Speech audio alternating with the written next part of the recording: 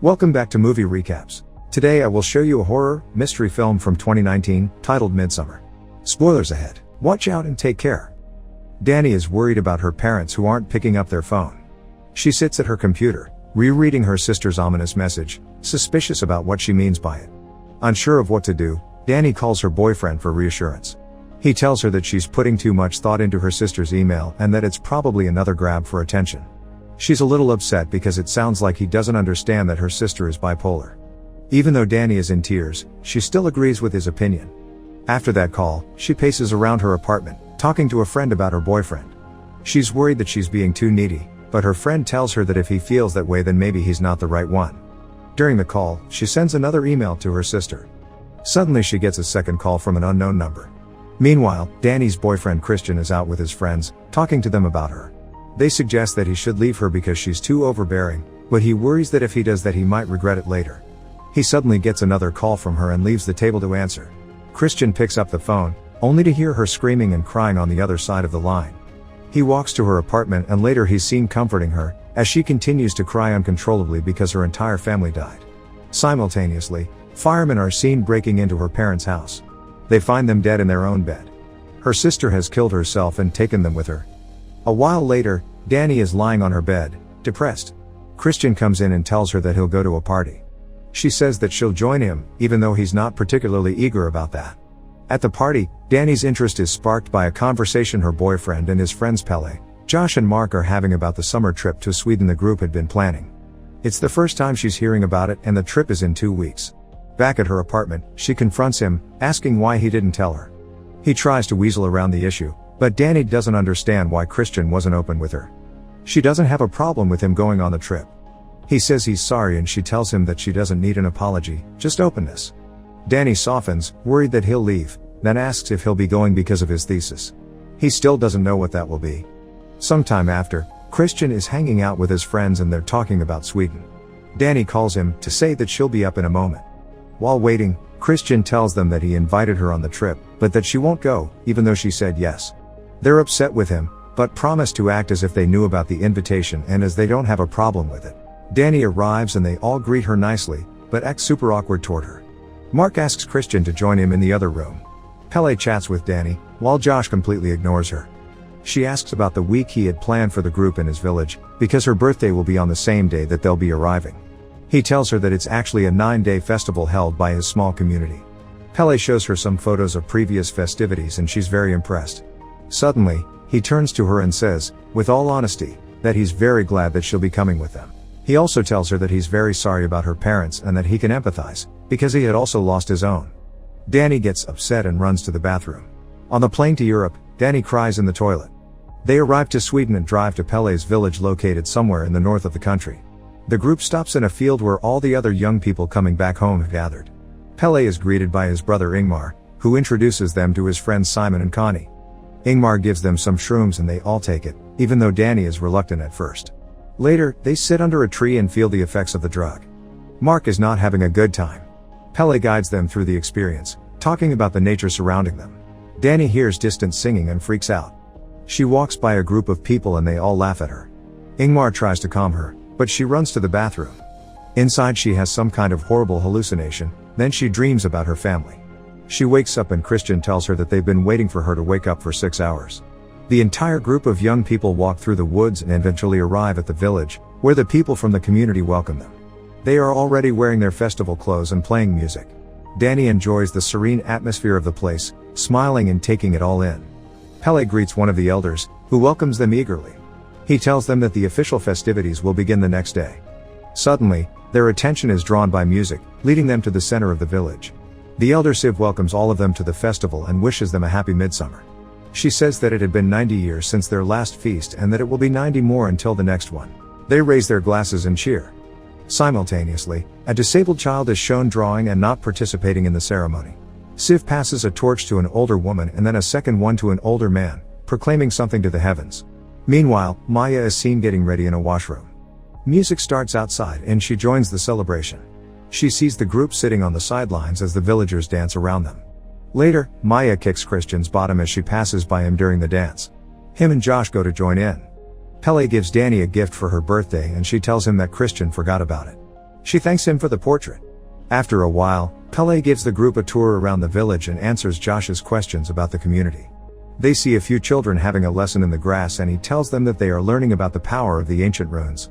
Connie asks Danny and Christian how long they've been together and they give a different answer. During the tour, Christian spots a building in the distance. It's a sacred temple, which no one is allowed to enter. The group splits up in two. Ingmar and his guests pass by a caged bear. He shows them a long parchment that tells a love story. Pele takes his friends to their accommodation in a beautifully decorated cabin, which is shared by all of the people of the community. Danny goes to look around the building and finds a wall of photos with the May Queens.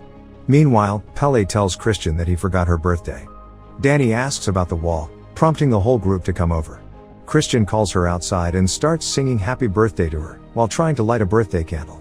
He lies to her first, saying that he didn't forget but got messed up because of the constant daylight. But when she sees through him, he apologizes and she blows out the candle.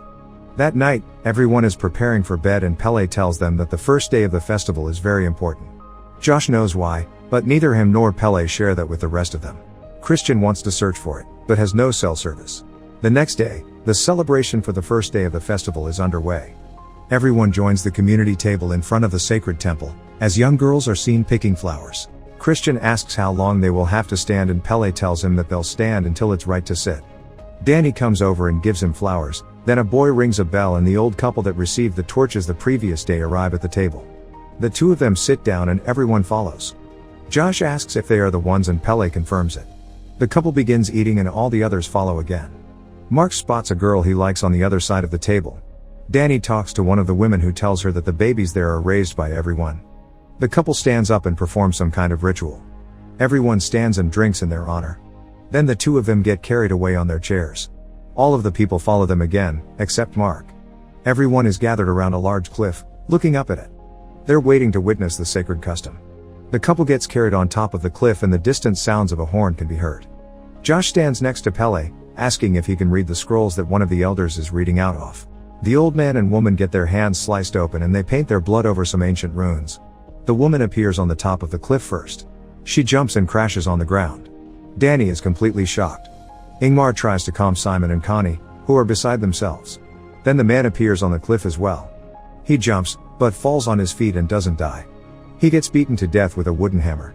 The foreigners are freaking out and Siv explains the custom to them. She wants them to understand that it is a great joy for them and that when it's her turn it will be a great joy for her too. Siv says that they give their life away before it can spoil. Then she turns to Danny and says that it is not good to dodge the inevitable, since it corrupts the spirit. The community is walking back to the village and the foreigners are running up front, with Danny ready to fall apart.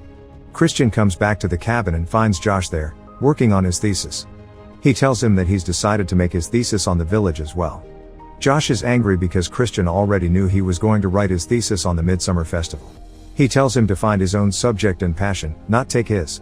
But Christian is adamant. He offers him to collaborate on the thesis or do separate ones on the same subject. Josh goes to talk to Pele immediately, but he tells him that it doesn't matter what either of them want to write about because the elders are very protective of their rituals and they won't allow them to write about the village. He tells him that he'll talk to the elders to get him off his back. Meanwhile, Danny is packing frantically, but Pele comes over to talk to her. He apologizes, saying that he wanted to share this experience with his friends. She tells him that she doesn't understand anything and Pele says that he was most excited for her to come. He tells her that he understands what she's been going through, because he lost his parents in a fire when he was young. Yet he found a new family in the community and he wants to give that to her, because she deserves a real family. Later that day, the bodies of the old couple get disposed off in a ritual way. Christian checks on Danny, but she asks if he was even disturbed by what they saw.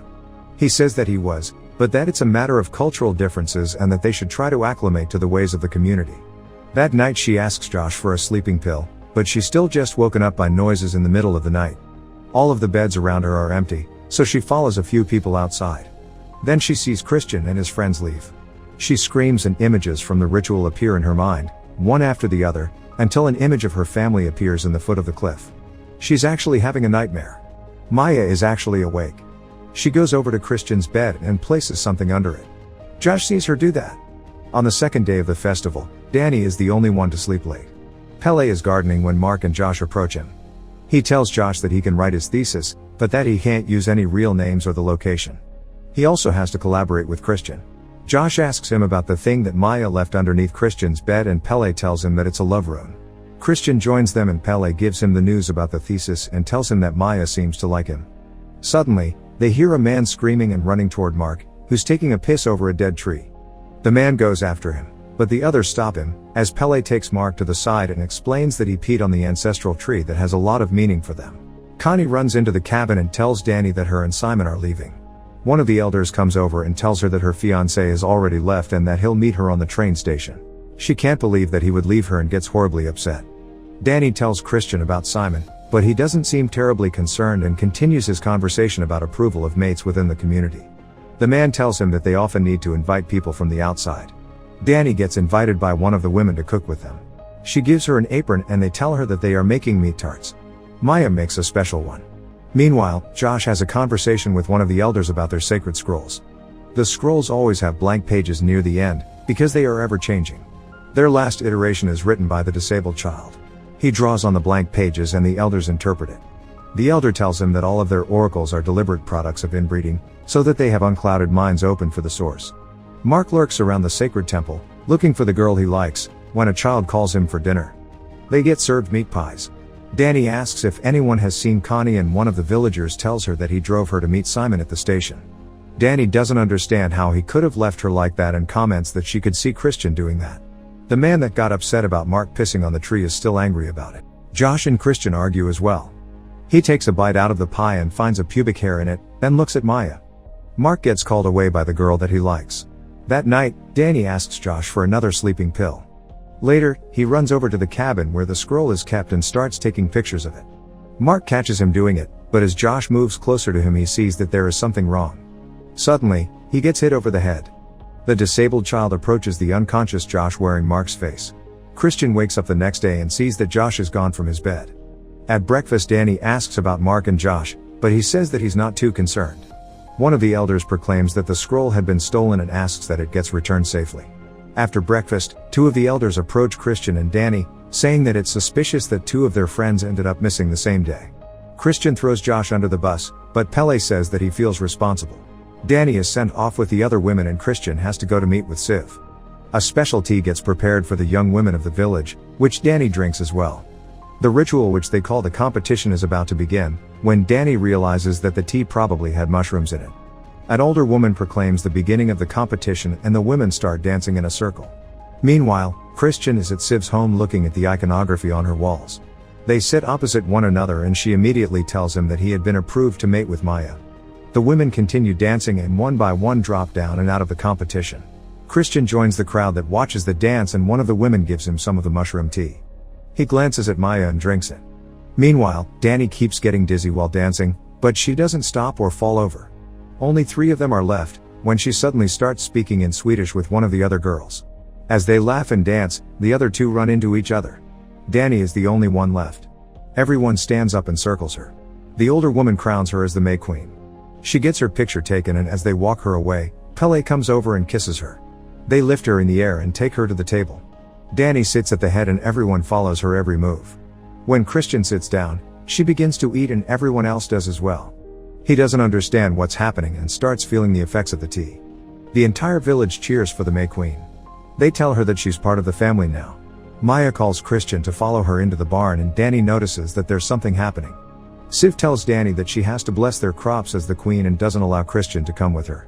She enters a carriage, being pulled by some of the young women from the village. As she's driven away, Christian gets asked to go to the barn again as the rest of the villagers stand for him. Danny blesses the crops in a traditional ritual, while Christian is being prepared by the elders to mate with Maya. They drug him again and lead him in, where the girl is waiting for him together with other women. Danny is still performing the blessing ritual. Christian makes love to Maya as the other women sing to her and to him as well. The May Queen comes back to the village and one of the women tells her that Siv is expecting her. She hears something happening in the barn and goes to check what it is, regardless of the woman's pleas not to. Danny peeks inside and sees what is happening, then goes outside and starts screaming. The women take her away and get her to her bed. She freaks out and the other women start mimicking her cries. Christian is done with his part of the ritual and storms out of the barn. He gets confused and disoriented, trying to run away, when he sees a foot planted in the garden. Christian hides in a shed where he finds Simon's dead body. An elder sneaks up on him and drugs him again. He gets woken up by a woman who tells him that he can't speak or move. The final midsummer ritual begins, with Danny at its head. Sif proclaims that 9 sacrifices will be made to the village, 4 of their own, 4 foreigners and 1 chosen by the queen. 2 of their own have already given their lives and 2 have volunteered, one of which is Ingmar. Pele is honored for bringing them new blood. Danny has to choose the last of the 9. It is between a local and Christian. She makes her choice. The bodies are being taken to the sacred temple at the foot of the village and are carefully placed inside. The final is being prepared by the elders and a few children. They open up the bear's body and place Christian inside of it, still alive. The elders bless the offering and give the 2 villagers drugs. The temple is ritually set on fire as the entire community is gathered outside witnessing the offering. Everything inside gets burned away and the villagers convulse and cry, feeling the pain of their people inside. The May Queen looks onto the burning temple and cracks a final grin. Make sure to subscribe and turn on notifications so you can watch more videos like this. Thanks for watching.